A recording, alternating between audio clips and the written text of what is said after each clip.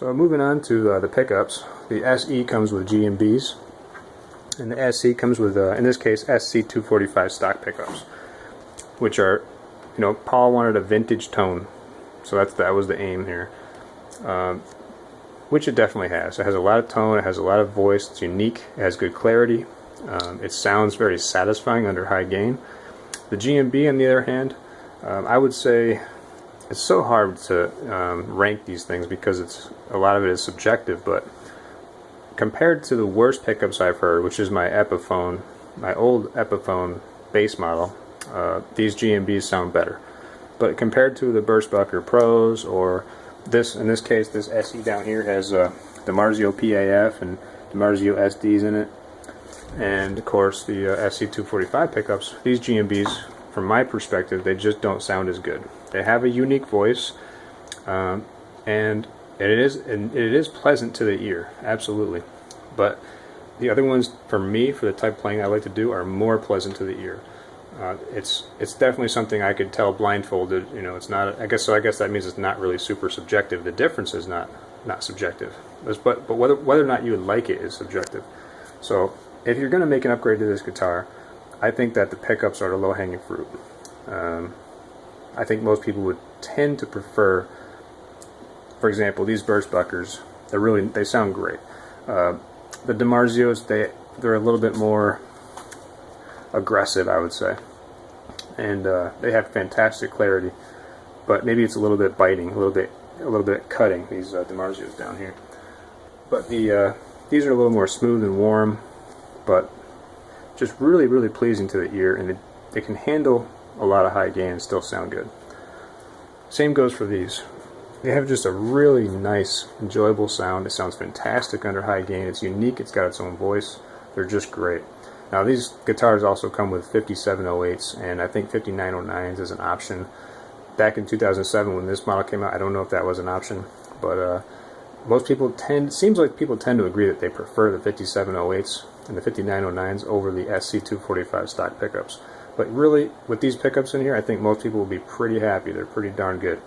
I don't intend on changing them. So, going to some more subtle differences, you have the inlays. These are mother of pearl, and they're just beautiful. Just like everything about this guitar. It adds a nice touch, and when I'm playing, I tend to look on the fretboard, so I'm always looking at these while I'm playing, and it's really nice. These are a plastic, but it's like a pearlescent white, and they're actually really nice too. I mean, compared to something like just having, I like the birch. I think they're a fantastic touch to the guitar. They're really tasteful, and it works good with the design of the guitar. So I love it. I prefer it over dots, that's for sure, as you can tell by the fact that I got a bunch of these PRS guitars. Moving on to fret wire. So Paul said that he gets stainless steel fret wire. That's the second hardest, because the hardest stuff, he says, actually does change the sound a little bit, but he wanted something that's going to last. And now you can tell this guitar was loved because it's 2007 and it's got some like kind of matte finish right here where the pick has hit it, and the frets have been kind of sort of flattened. So somebody took and played this guitar a whole lot, but yet it doesn't have damage on it. So they played it a ton, but were super careful with it, and I think that goes to show how much these guitars are loved. But yeah, it does wear, just like these frets do as well. So I'm not sure there's a huge difference between the quality or the wear time on these frets. They both actually seem to be the same size as far as I can tell from my visual.